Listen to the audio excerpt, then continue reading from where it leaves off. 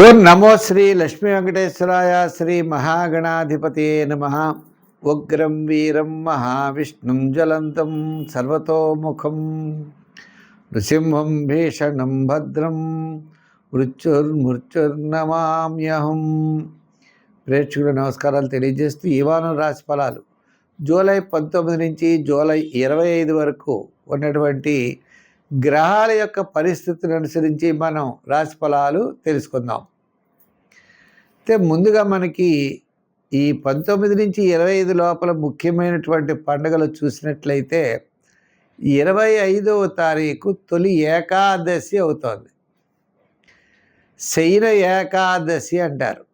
ఆ రోజు చాతుర్మాస్య ప్రారంభం.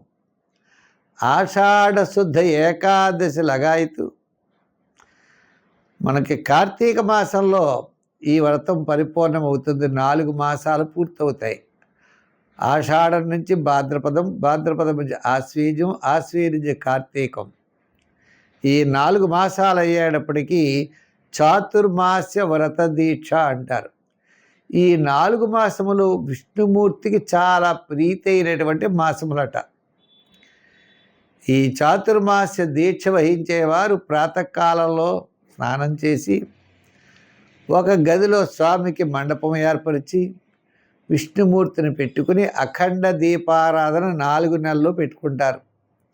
ఉదయం షోడశోపచారాల చేత పూజ చేసి స్వామివారికి నైవేద్యం పెట్టి ఆ ప్రసాదం స్వీకరిస్తూ కిందే పడుకుంటూ బ్రహ్మచర్యాన్ని పాటిస్తూ సాయంకాలం వేళ ఏకభుక్తం ఒకేసారి రోజు ఆహారాన్ని స్వీకరిస్తూ సాయంకాలం వేళ కూడా స్వామివారికి షోడశోపచారాల చేత పూజ చేసి ఒక దీక్ష వహిస్తారు. ఇది చాతుర్మాస్య వ్రత దీక్ష అంటారు. ఈ 4 మాసాలు ఆ స్వామిని ధ్యానం చేస్తూ ఉండాలట. ఇది అయితే ఈ వారం మనకి మీనరాశిలో శని, కుంభరాశిలో రాహువు, వృషభ రాశిలో కుజుడు, రవి, గురులేమో కర్కాటక రాశిలో, మిథున రాశిలో బుధుడు, శుక్రుడు, కేతువు సింహరాశిలో, చంద్రుడు కన్యా, తుల, వృశ్చిక రాశుల్లో ఈ వారం చంద్ర సంచారం ఉంటుంది. తులారాశి. ఈ తులారాశి వారికి చంద్రుడు వ్యయ, జన్మ, అదేవిధంగా ద్వితీయ స్థానాలు. అయితే ఈ తులారాశి వారికి రవి 10వ స్థానంలో ఉన్నాడు. చాలా యోగాన్ని ఇస్తాడు, ఆత్మస్థైర్యం ఉంటుంది. శని 6వ స్థానంలో ఉన్నాడు. శని యోగకారకుడు, రవి యోగకారకుడు. రవి యోగకారకుడు అవడం వల్ల ఉద్యోగంలోనూ అధికారుల వల్ల కోర్టు వ్యవహారాలు చాలా ముఖ్యమైనటువంటి విషయాలన్నీ కూడా అత్యద్భుతంగా యోగిస్తాయి.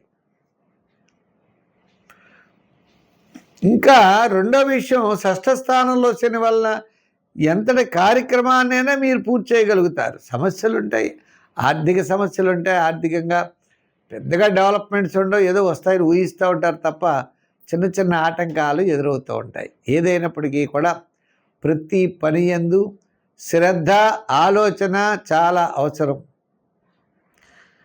మంచి ఆలోచనలతో ముందుకు వెళ్ళండి. వివాదాలకి దూరంగా ఉండండి.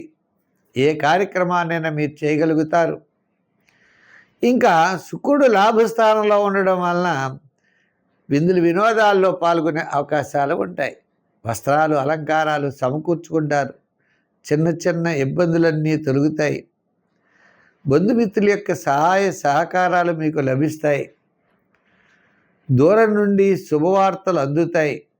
ఇవన్నీ కూడా మీకు ఉంటాయి. అయితే ఈ వారం మొత్తం మీద వారపు మధ్యలో చాలా ప్రోత్సాహకరంగా ఉంటుంది. మరి అష్టమంలో కుజుడు ఉన్నాడు. అష్టమంలో కుజుడు ఉండడం వల్ల కూడా హెల్త్ సమస్యలు లేకుండా చూసుకోవాల్సిన అవసరం ఉంటుంది. అయితే ఈ రాశి వారికి సంఖ్యల్లో ఎక్కువగా 6 వాడండి, రంగుల్లో తెలుపు వాడండి. ఆరాధన దగ్గరికి వచ్చేప్పటికి అష్టమంలో కుజుడు ఉన్నాడు కదండి, సుబ్రహ్మణ్య స్వామిని ఆరాధించండి. అంగారక స్తోత్రం పఠించండి. ఓం అంగారకాయ నమః అనుకోండి. వారాల్లో మంగళవారం చెయ్యండి. ఆరాధనలో శివారాధన ఎక్కువ చేయండి. దానాల్లో కందులు కానీ కందిపప్పు కానీ దానం చేయండి. ఈ వారం మీరు దర్శించవలసిన దైవం సుబ్రహ్మణ్య స్వామిని దర్శించండి, మంచి ఫలితాలు ఉంటాయి.